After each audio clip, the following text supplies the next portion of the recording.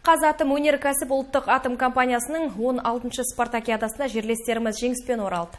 Бір апта бойы өткен жарысқа 800-ден аса ойыншы қатысқан. Республиканың барлық өңірлерінен А және Б топтарына бөлінген 22 команда 7 спорт түрі бойынша бақ сынасты.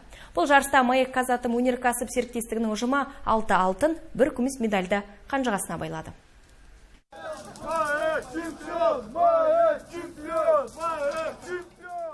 Маек Қазатом өнеркәсіп серіктестігінің құрамасын әріптестері қуанышпен қарсы алды. Құрамадағы 43 адам жақсы жаңалықпен оралды. Олар футбол, баскетбол, волейбол, бадминтон, шахмат, жеңіл атлетика және үстел теннисінен сынға түскен болатын. Командалық сайыста жерлестеріміз топ жарып, спорттық додада Маңғыстаудың мерейін асқақтатты.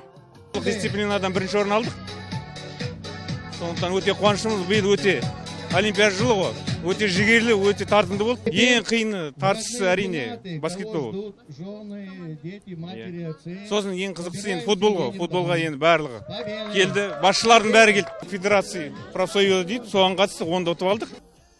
Спартакиадада үздік ойын көрсеткен қатысушының бірі Вячеслав Кузин. Ол футбол командасының капитаны. Бірнеше команданы жеңіп, финалда Қаратау шектеулі серіктестігімен ойнаған жерлестеріміз қарсыластар қақпасына 5 гол соғып, жеңіске жетті. Команда капитаны турнирдің ең үздік бомбардир атағын иеленді.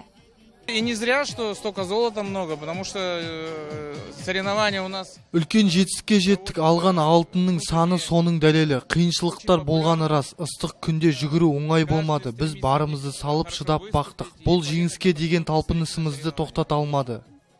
Маңғыстаулықтар волейбол мен баскетбол ойынынан да шеберлік танытты. Команда сапында темір ұстасынан бастап дәнекелеуші де бар. Құрама мүшелері бұл тыңғылықты дайындықтың нәтижесі дейді. Бұған команданың жаттықтырушысы Дән риза. В финале встретились с сильнейшей командой другой группы. Команда мүшелеріне алғыс айтамын. Мен топ мүшелеріне ұтылмау керек деген шарт қойдым. Олар сенімді ақтады. Жыл бойы орбита спорт кешенінде аптасына 2 рет жаттықтық. Дәстүрлі спартакиада 2002 жылдан бастап өткізіп келеді. Осы жыл аралығында Маңғыстаулық Маек Қазатом өнеркәсіп жауапкершілігі шектеулі серіктестігінің құрамасы 3 мәрте бірінші орын алса, былтыр жалпы командалық есепте 3-ші орынға қол жеткізген болатын.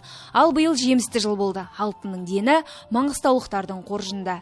Әйгерім Ашықбай, Мұхаммед Шаткам, жаңалықтар.